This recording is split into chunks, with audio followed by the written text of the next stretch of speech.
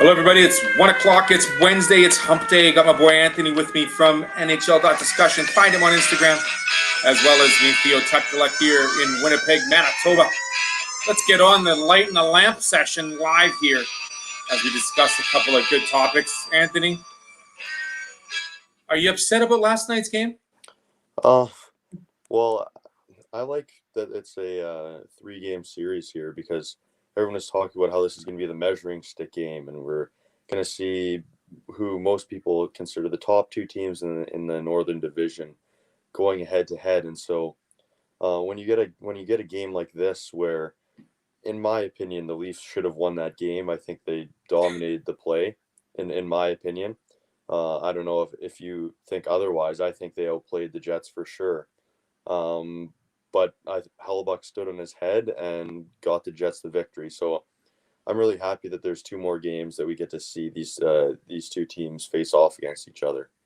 I think these 2 teams are certainly the cream of the crop when it comes to the Northern Division. I think after seeing last night's game, the ups, downs, ebbs, flows, trials, tribulations, the mistakes in each zone, give me your 2 good things about Toronto and the 1 bad thing that happened to the Leafs last night. Well, earlier in the game, I was going to say the bad thing was going to be Austin Matthews' injury concerns.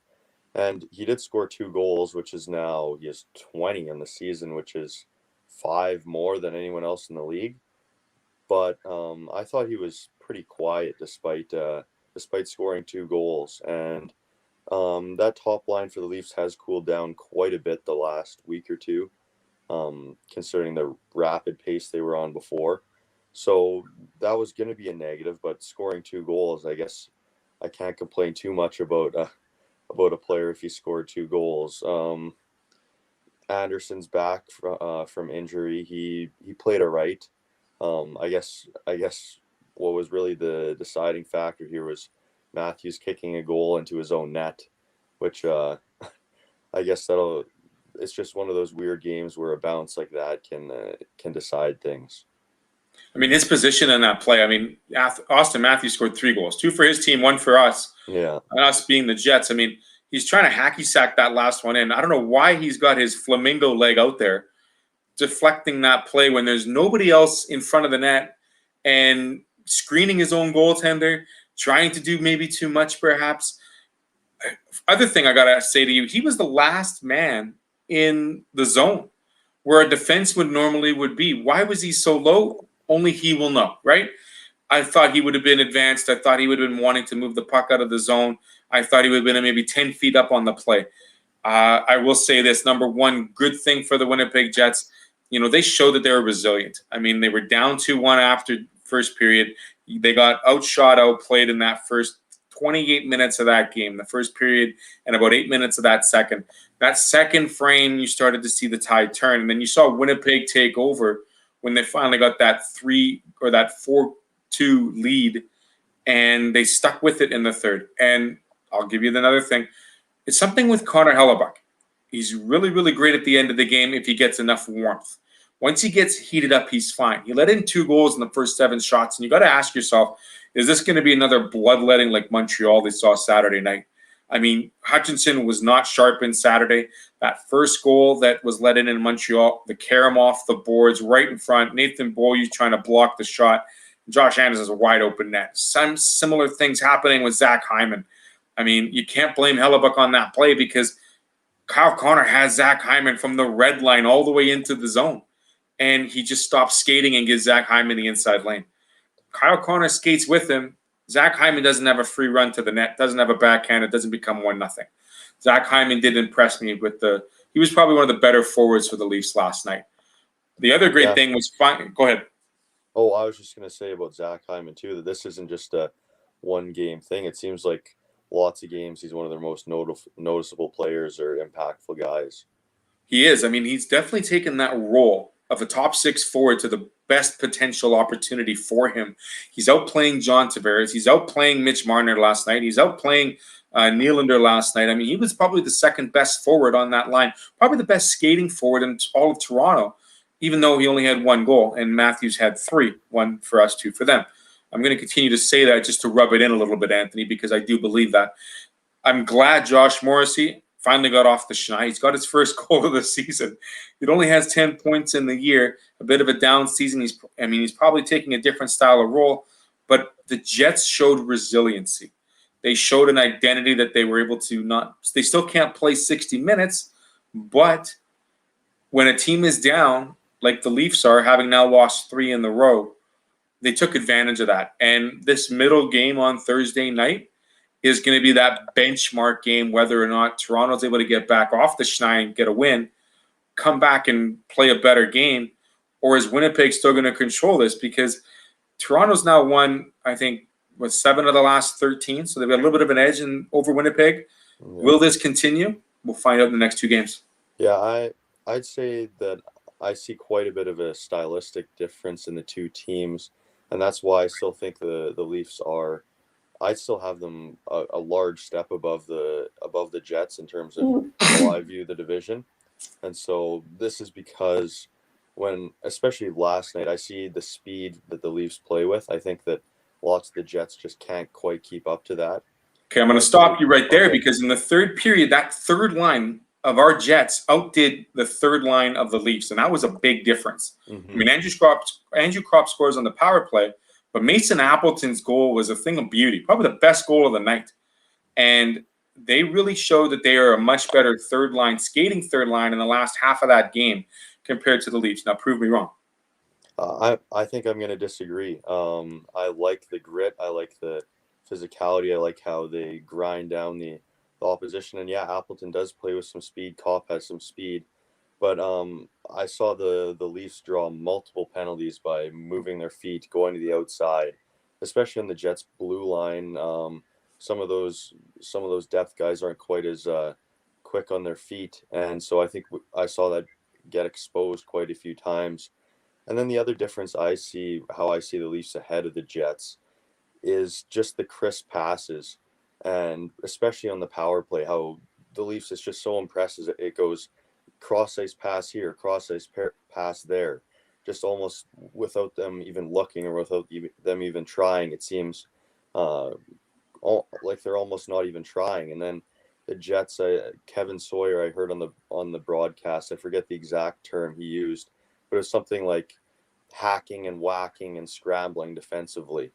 And I think I saw a little bit too much of that from the Jets at times, where they were playing quite scrambly, and it worked for them in this game, playing a bit of a scrambly style at times. But I feel like over the long run in this 3-game series, and if we see these 2 teams face off in the playoffs, I give the Leafs the edge just because of that scrambly play a bit from the Jets and the speed that every Leafs player can play with, and that some of the Jets just can't keep up with. The one thing I know, you talk about style of play, I'm going to bring up one point I liked with the Jets and one point that is concerning. I like how the Jets were able to move into the interior of the zone. They weren't playing on the outside in the attack zone. They were able to get shots from the inside between the circles, attacking through the middle of the ice, and the Leafs defense gave them that opportunity to do so. Appleton was driving through the middle of the ice. Josh Morrissey skated right along the blue line at the top of the circles without being touched and got that innocent shot away that got kicked in by Matthews. And we saw that Andrew Kopp's deflection came between the circles as well. They were attacking shots through the middle of the ice. They were granted permission, and they took it. I will agree with you. A very concerning issue I have is with the Jets and their defense in front of Connor Hellebuyck. I mean, they're relying on Hellebuyck to make those dandy saves. I mean, that pass from behind the goal line from Matthews to Marner, and he kicks that right pad out, was the TSN, oh my God, turning point. Because if he doesn't make that kick save, the exact similar play happened with Nick Ehlers and Kyle Connor on his goal. The only thing was Kyle Connor was able to get that shot off faster, and he got it off in the right position. If you looked at where Anderson was in the net, he was inside the blue paint. Connor Hellebuyck was outside the blue paint when he made that save on Marner. So it was a different angle. And if he would have been back in his own net, Hellebuyck, that puck would have probably gone over his pad, and it probably would have been a different outcome of the game. Marner had a couple of great chances in front of the net. One scramble where a loose puck came to him. It was on his backhand. He didn't really take enough time. He thought he had less time than he did. And that pass out to Matthews, I thought that was a for sure goal. That's something that Marner puts in the net 90 times out of 100.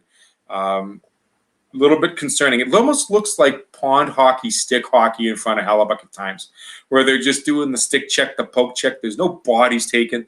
I mean, Nathan Beaulieu goes out of the game halfway through with an injury to his hand. Don't know his status, whether or not he will play the rest of these games in Toronto. But he is that big body force that likes to bang. Tucker Pullman will do some of that. But outside of that, you talked about it. Dylan DeMello, Pionk, Morrissey, the speed of the Toronto Maple Leafs and the forwards shows evidence that Winnipeg isn't as fast on the back end. So having that all said, Anthony, is it because Connor Hellebuyck had a better game than Freddie Anderson that the Jets win that game? I mean, they got outshot almost 2-1 yet again. That seems to be another, common theme for the Jets is when they don't shoot as much pucks, but they get better quality shots, they're winning games. But if they're out shooting their opponent like 30-20, they're losing 3-1 or 3-2. Yeah, I'm gonna agree with you first of all on the first point you made about the Jets being more willing to drive to the middle of the ice and to the middle of the net, and that was definitely evident on Mason Appleton's goal. That was evident many other times where they got inside lanes on Leafs defense, who less than other seasons I haven't seen them being so weak in giving up the middle of the ice, but I saw some more flaws from defensemen like Morgan Riley, who are supposed to be top tier defensemen in the NHL, giving up opportunities like that. That's something you'd see more from the Jets, who have more, I'd say, smaller name defensemen than some of the Leafs guys are. So that is a concern. And as much as I said the Leafs play with speed, some of those bottom end guys with speed like Engvall, Mikheyev, guys like that, they definitely do play more of a perimeter game. They kind of skate around the outside and hope they can kind of find a pass to the middle of the ice rather than skate it to the middle ice and jam it in around the net like the Jets tend to do more. So that definitely is a stylistic difference and something that the Leafs struggle with a bit. But Zach Hyman scored a very similar goal to Mason Appleton in driving to the middle and getting a good shot off before scoring. So that's a big difference I see. But yeah, in my opinion, the difference was Connor Hellebuyck, and if I had to make one headline or the biggest storyline from that game, I would say that it was Connor Hellebuyck stealing the game from the Leafs. The shots were 2-1. I thought the chances were almost 2-1. You can argue how good the quality of chances were for each team and if they came from the inside, the outside of the zone. But at the end of the day, when you're getting outshot and spending a lot of time in your own zone, I think the Leafs should have won that game, and I give most of the credit to Hellebuyck for sure. So what's your prediction for tomorrow night's game 2 out of 3 matchup?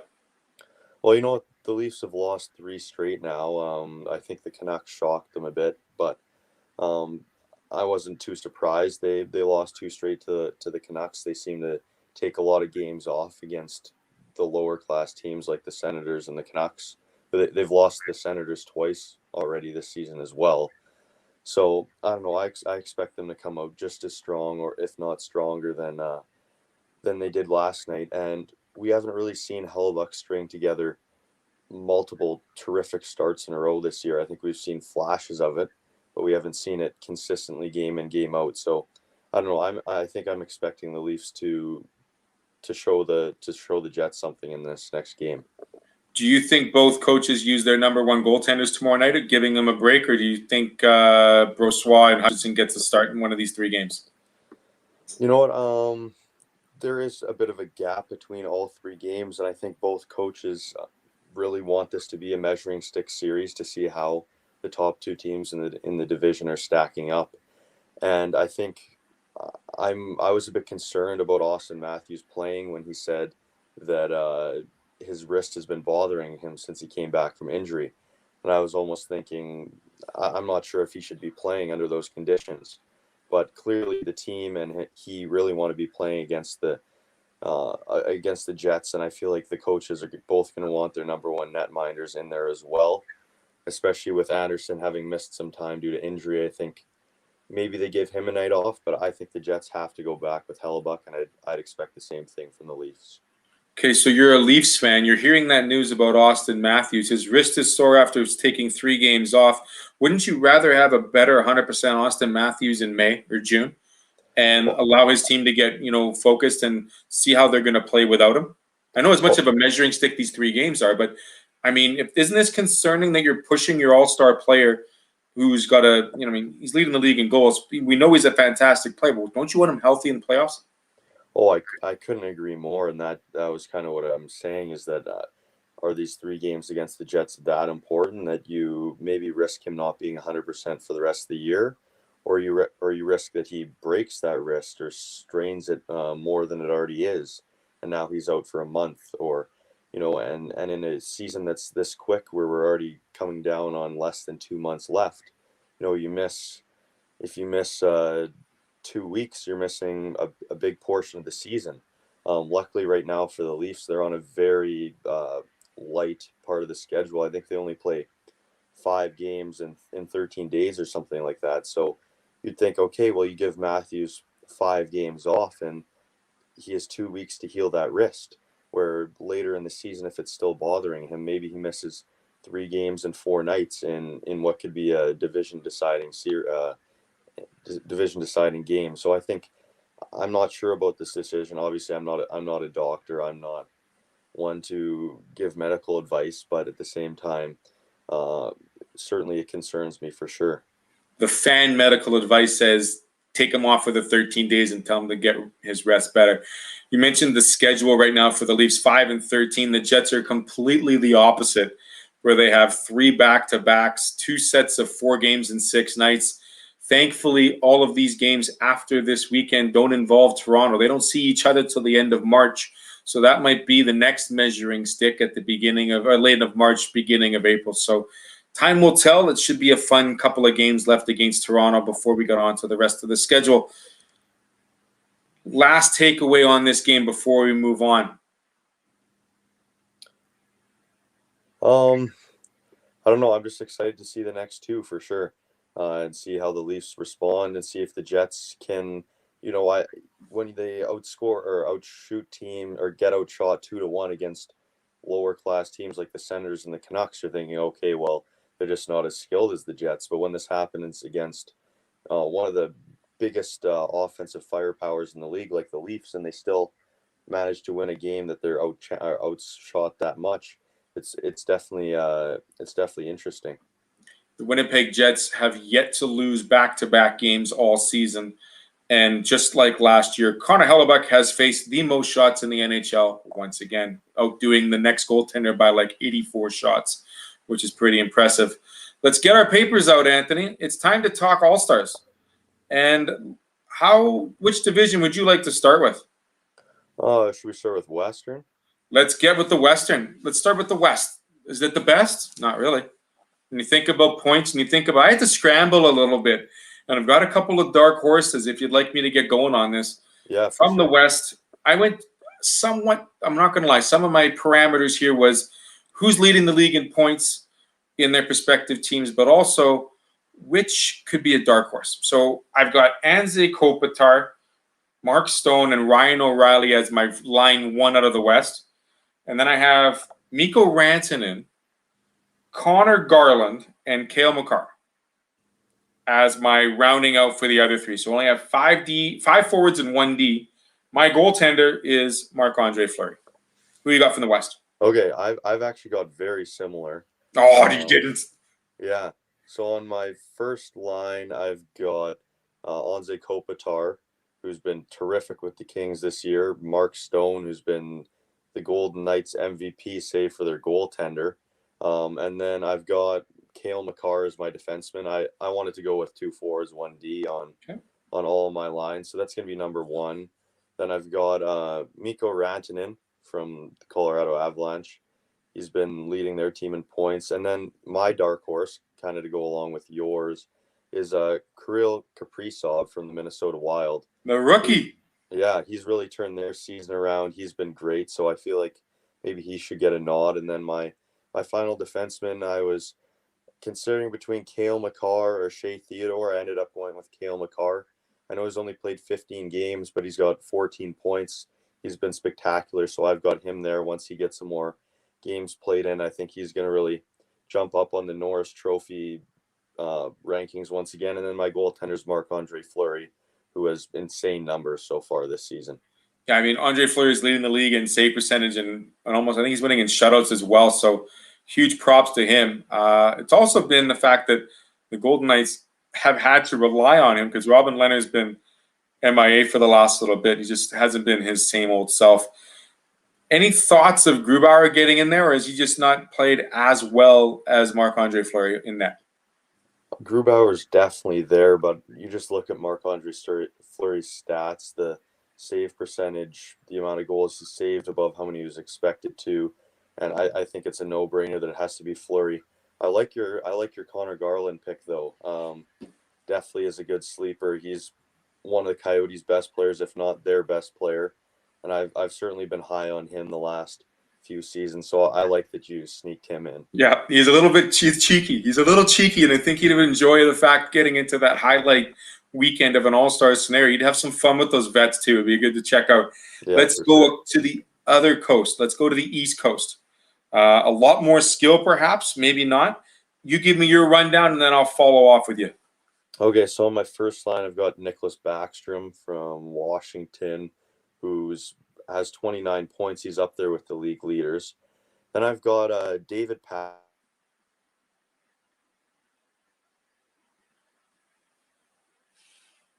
I've got, am I back with you now? Yep, you gotcha. Okay, I've got David Pastrnak, who was missing injury for a lot of the early part of the season, but now he's already up to 21 points, and he's already starting to get into some Hart Trophy conversation. So I've got Backstrom, Pastrnak on the blue line. I've got reigning Norris Trophy winner John Carlson, who's followed up his Norris season very well.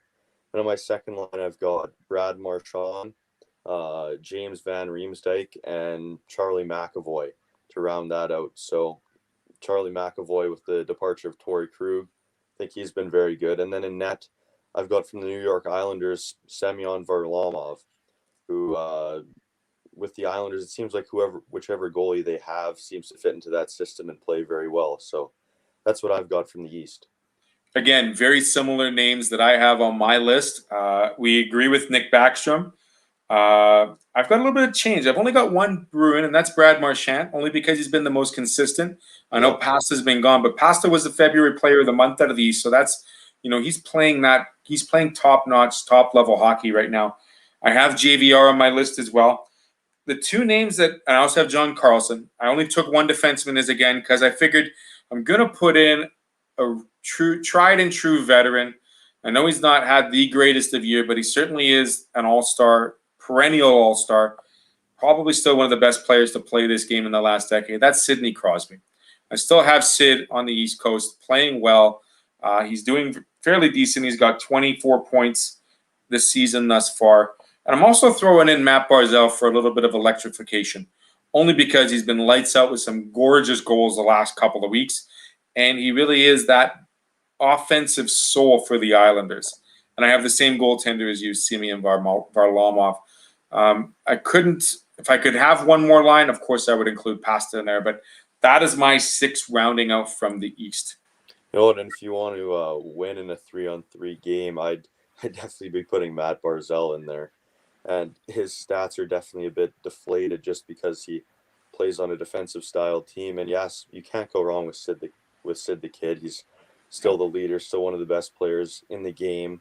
And if he's going to the All-Star game, no matter what, I'm not complaining. I mean, I could throw Marchand, Sid, and Matty B all on the 3 right there, and I think it would be fun to watch. Marchand and Sid have a bit of chemistry, and Matty B, I think, probably emulates Sidney Crosby as much as you can. And you're absolutely right about the Islanders. Buying into the Trotz system is huge, and he's definitely sacrificed his offensive numbers for the W. So good job for Matty B. Quick question for you then. Shoot. Just with your choices here, you went with 2D or 3 forwards on 2 of your teams already. If you were coaching in the NHL, would you put out 3 forwards in overtime, or would you stick with the 2 and 1? That's a good question. And I think what you're seeing is you're seeing teams, especially now, wanting to finish that overtime in one of 2 ways. Either stretch it out because they've just come back from tying up a game and they want to get the shootout win, or you're seeing a team, and I've seen this in Winnipeg as well, where they've put out 3 forwards the last 2 times they've been in overtime, and they finished that game within the first 45 seconds.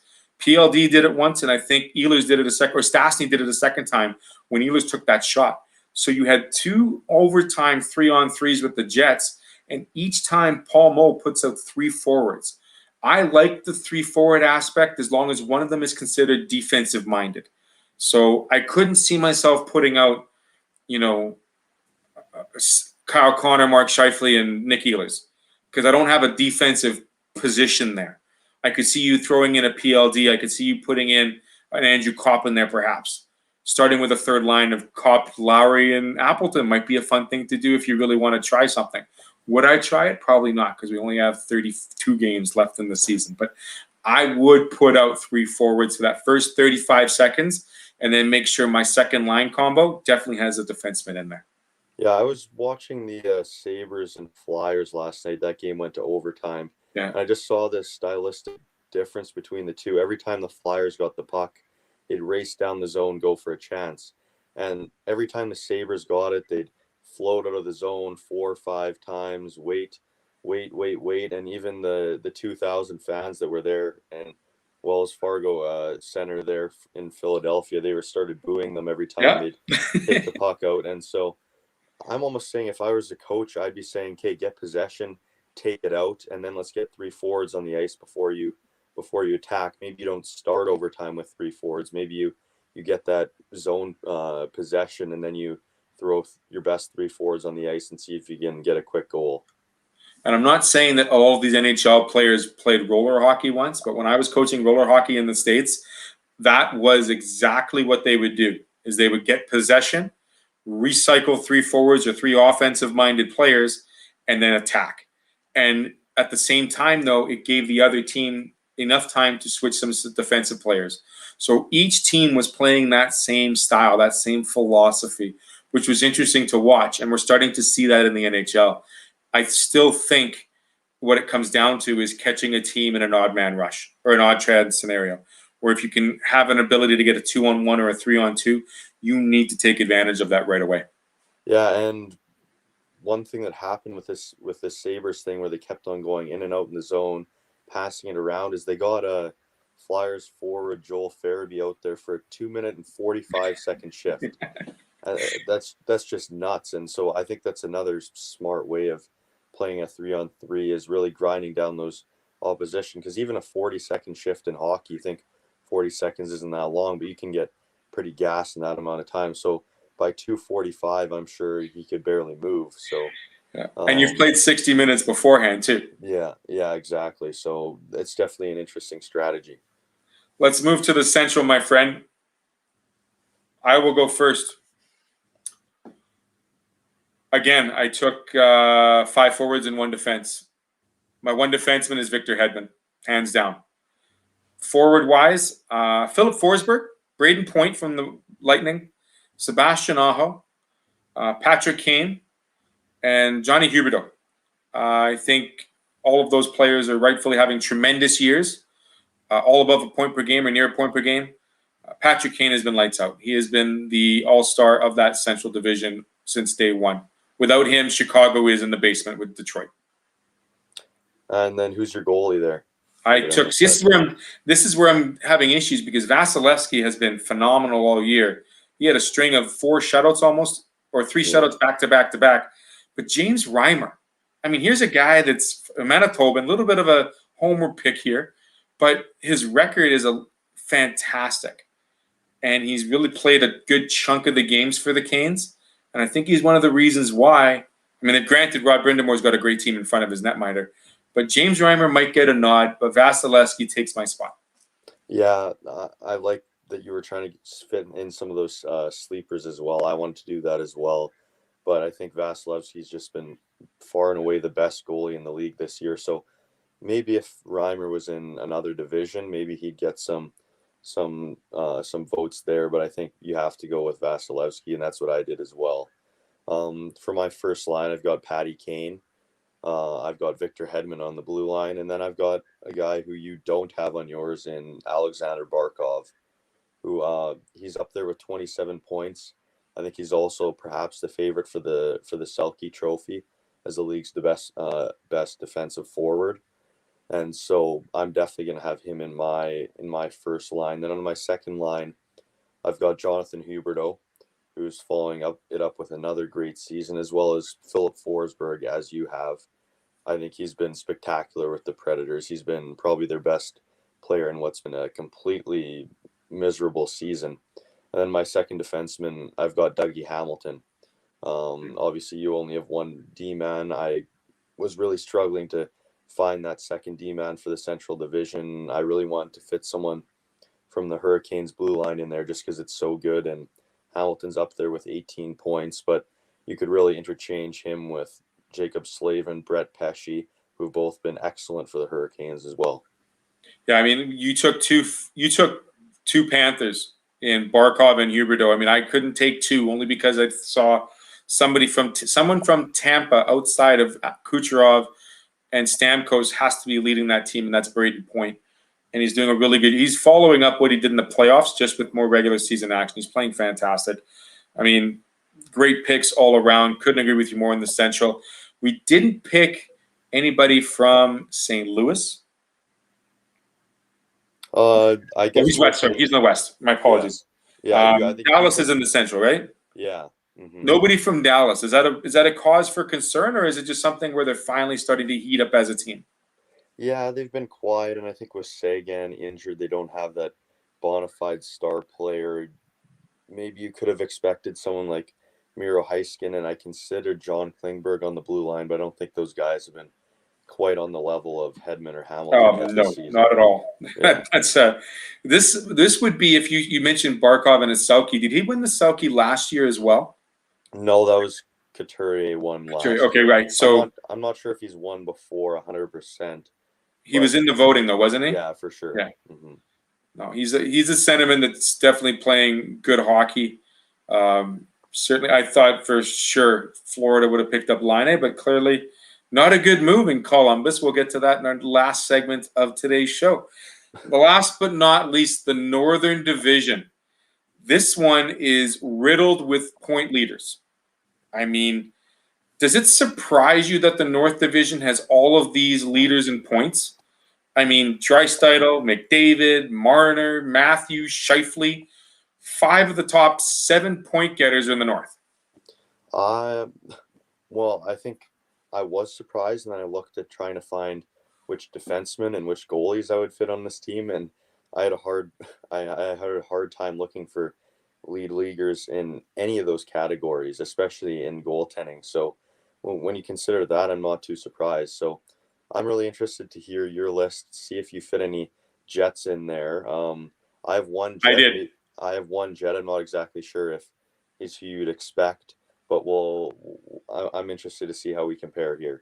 Okay, so this is where I throw in my fan vote because the fans get to vote in one extra player in the divisions. And because the North has one less team, I figured I would throw in the fan vote here. So here it goes. My front line would be McDavid, Mark Scheifele, and Ty Toffoli, those 3. And then I'm going to throw in Austin Matthews, Jeff Petrie, and Quentin Hughes. So I picked 2 defensemen already. And my fan pick will be it's either between Draisaitl or Neil Pionk. So I might have 3 defense in that entire group. And my goaltender is Connor Hellebuck only because when he needs to be lights out, he's been lights out. When he's been challenged, he's definitely been challenged.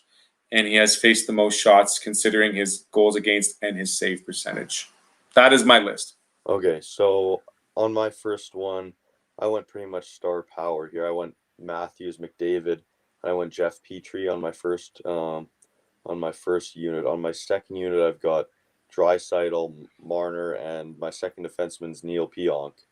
I think what moves him much ahead of Quinn Hughes for me is just his defensive play, his willingness to play physical.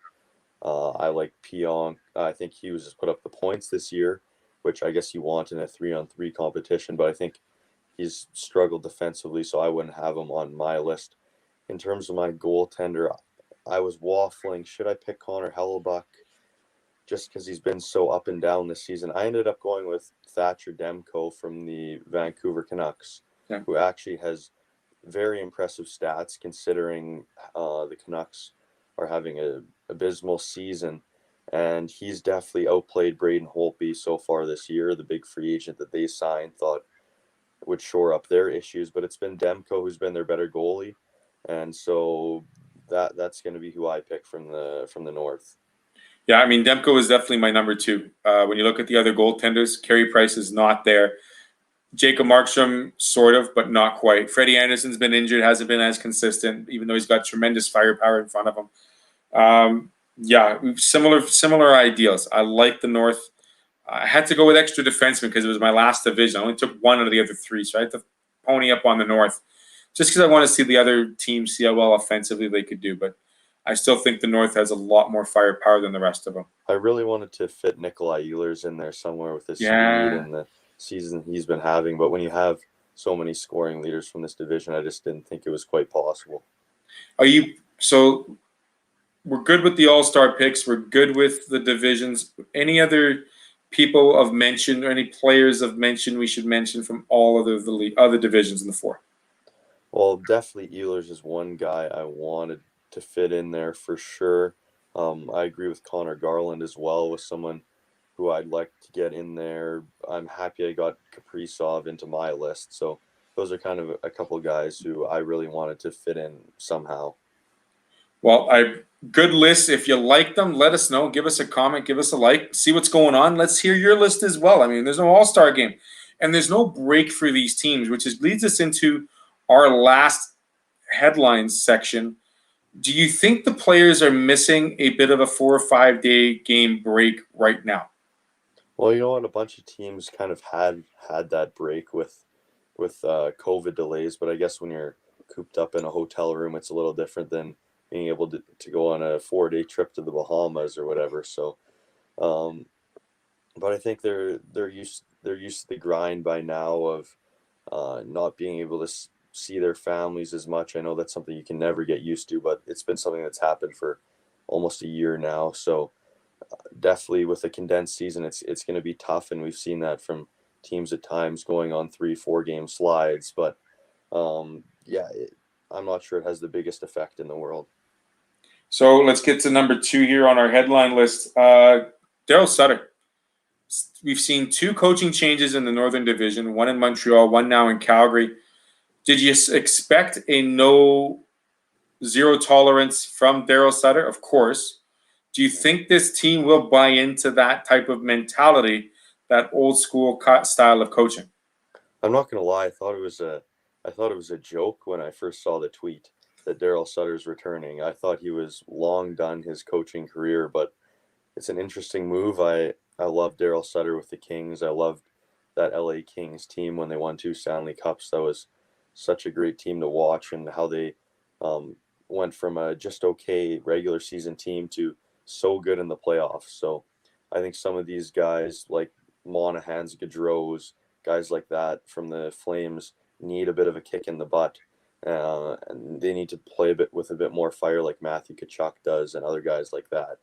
So we'll see if Daryl Sutter can do it. I think it's either going to be a boom or a bust. Well, where are you on that one? I'm exactly where you say boom or bust, and this might be something where GM Treliving looks at this and says, okay, maybe we've got, and I'm going to say an interesting word here, too many pretty boys on the ice looking to play for self versus play for team. And I've talked about this on other different shows as well. This generation me opportunity of saying, I'm playing for me. I want to get my best out of me, my contract best for me, because I don't know how long my career is going to last. And whether or not they can subsidize the fact that they're going to get a ring involved in this as well. That buy-in we've seen with several players from the Winnipeg Jets. I'm going to use them as the example. Mark Scheifele could be paying $8 or $9 million. Kyle Connor could be making $8 or $9 million. They've got very professional contracts and team responsible contracts on their roster. And I think that gives them a little more leeway and more of an opportunity to sign some of these other players that are worth a certain value. So I agree. After this season, this is an interim coaching position for Sutter. Will he stay there for longer? I'm not too sure. We have to see how this team responds to this old school style mentality. Jack Eichel, you think he's injured with a UBI, or do you think he's sitting out because he might get traded? No, he's injured. He's injured Okay. for sure. And so also Roman Yossi's out with injury. But yeah, I don't know. I can't see the Sabres trading Jack Eichel. It's just tearing down the one piece you actually have, other than Dahlin and Cousins after that. And watching their game last night, they really don't have any players with that much value other than those three. I guess you could throw Taylor Hall in there, but he's a free agent who's probably going to get moved at the deadline. So that's in. I heard, yeah. So that's interesting for the Sabres there. I mean, you've got Jack Eichel injured. Taylor Hall's got a no trade. Skinner's got a no trade. There's been rumors that one of the brothers, the Stahl brothers, Eric, I think Eric it is, Stahl. There was rumors about him. he wants to go to Calgary. Mm-hmm. So I mean, they've come out and they've publicly said that they are sellers. Everybody's on the books, and the value of this team is certainly in the money, not on the play on the ice. Yeah, and so I just have a bit of a notification here on Twitter. I'm not sure where this is going to lead, but it says Evander Kane and the San Jose Sharks have informed federal bankruptcy court that they are considering ending Kane's contract. So that's a very interesting headline. We'll have to see where that heads in the next week. Absolutely, because this player is making a buckload of money and he's claiming bankruptcy. I wonder if this is a mutual agreement to show that he's not employed anymore or can't find employment. I don't know. What do you think? Yeah, I'm not sure. I'm interested to see where this headline goes. Interesting call. Vander Kane, he's certainly in the headlines, in our headlines too. Maybe he'll spend enough money for another billboard saying, please, IRS, leave me alone. Yeah, no kidding. Oh, if you don't know what we're referring to, ask his ex-girlfriend, right? And the billboards in Los Angeles, we'll leave that one alone, or Northern California. The last headline I have here, two teams that surprise us, and that is the Carolina Hurricanes and the Florida Panthers. Which one do you think might go further in a playoff run? So interesting enough, I put out my Iron Kingdom power rankings yesterday, and I had Carolina 1, I had Florida 4, so they're both very high up there. But I was interested 2 and 3 were the Islanders and the Lightning.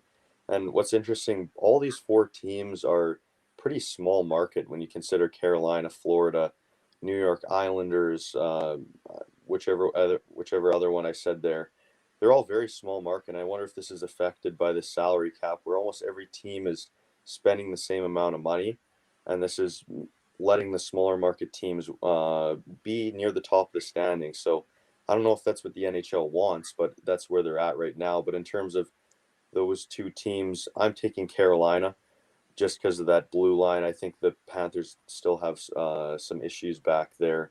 Carolina is just so deep in all positions. Maybe goaltending is a bit of a question mark, but they have three guys who they've been able to rely upon this season. So I don't know. I'm saying that Carolina is one of the favorites to come out of not only that division, but I think they're definitely a cup contender, if not one of the cup favorites going into the playoffs. You mentioned those four Iron Kingdom teams, all four from smaller markets. Do you think fans will come back to those markets seeing how well these four teams are doing? I mean, New York, the Islanders are getting into a new arena. The Lightning have had decent fan support over the last several years. Florida has had abysmal fan support.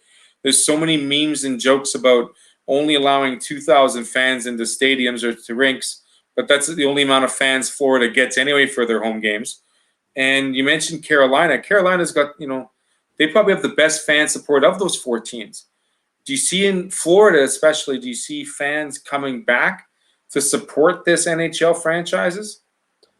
I don't really think I do. I mean, some of these teams, even when they're in playoffs, they weren't selling out games, I believe. So that's concerning to me, especially for a year where they're losing so much revenue. I'm sure the NHL would love to see the Rangers, the Bruins, the Leafs at the top of the standings if, in terms of revenue and in terms of getting some of that money back. So I think they're concerned, and some of these markets, I think it's just there isn't really a market for hockey in some of these cities, and so that's interesting for the NHL for sure.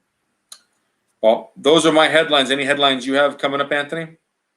No, I think that's pretty it. We had those two big players, Eichel and Yossi, out with injuries. Rangers announced today that Artemi Panarin's back at practice. He's not going to play tomorrow night against the Bruins, but I'm sure he'll be back soon enough. So that's good to see. Other big news yesterday was the NHL and ESPN reaching a 7-year deal for TV rights in the U.S., or at least partial TV rights. So it'll be interesting to see how that goes next year in terms of ESPN rejoining the NHL.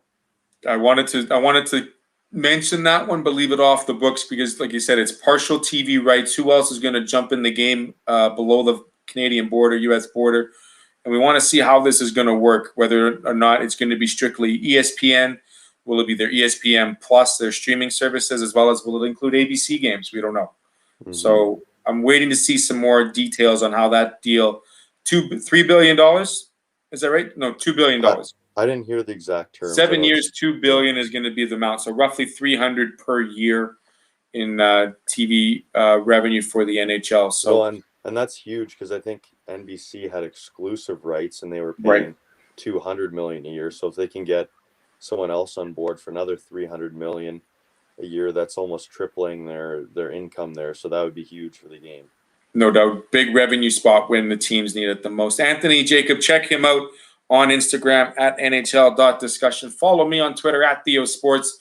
Lots of great things coming up in the NHL. Next week, we will start looking at the balance of the power in each division, perhaps. We will have a conversation about our Leafs and our Jets as they finish these last two games against each other, our headlines, and we might have a new topic for you in discussion. Stay tuned for that. For Anthony, I'm Theo. Thanks very much for watching. Have a great rest of your day. Anthony, have a great rest of the day as well. You too. Have a good one. Take care. This has been Lightin the Lamp live Wednesdays. Watch us 1 o'clock on all of your social media streams. Thanks again very much. Have a great day. Bringing more goodness to the greatness.